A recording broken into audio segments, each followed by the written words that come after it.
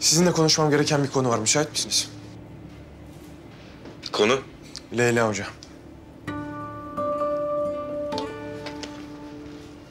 Leyla hakkında seninle niye konuşayım ki? Seninle ne alakası var? Var. Ondan ben yardım istedim. Kafana silah mı dayadı? Hayır. Ama daha önce yanık tedavisi yapmamıştım. Ha. Neyse, tekrara düşmeyi çok sevmem. O yüzden son kez söylüyorum. Leyla konusunda seninle konuşacak herhangi bir şeyim yok. Gidebilirsin.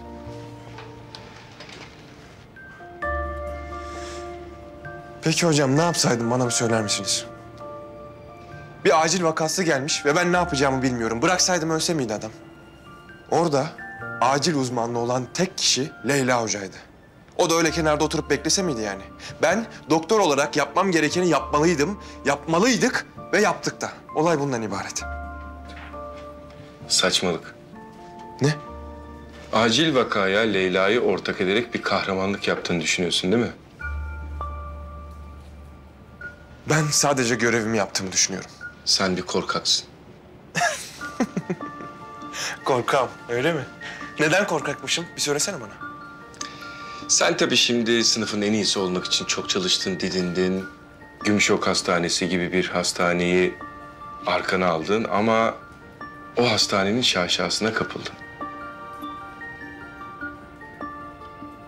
Ve elindeki o ezber bilgilerle hastanen olmayınca sen tırsıyorsun, korkuyorsun. Bitti mi lafın? Bu kadar mı söyleyeceklerin? Bitti. Ne oldu, ağrına mı gitti? He? Eğer ağrına gitmesin istiyorsan buraya böyle zırt pırt kapıyı çalarak girip bana büyüklük taslamayacaksın.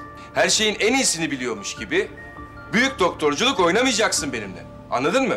Ben bunların hiçbirini yapmıyorum. Ben sadece işimi yapmaya çalışıyorum. Sen Leyla'yı o acil vakaya neden karıştırdın biliyor musun?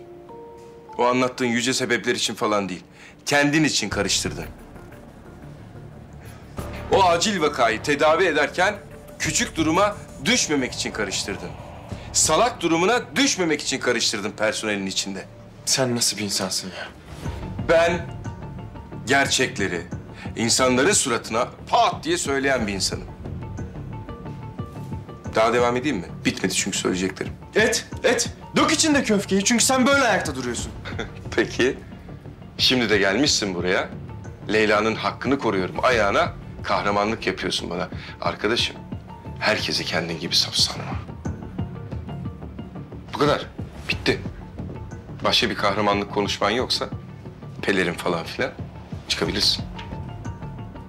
Seninle konuşmaya değmez. Gerçekler yakar.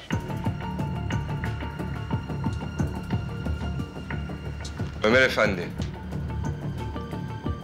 Sen yanık tedavi etmeyi falan bilmiyorsun. Zorlama, yanma.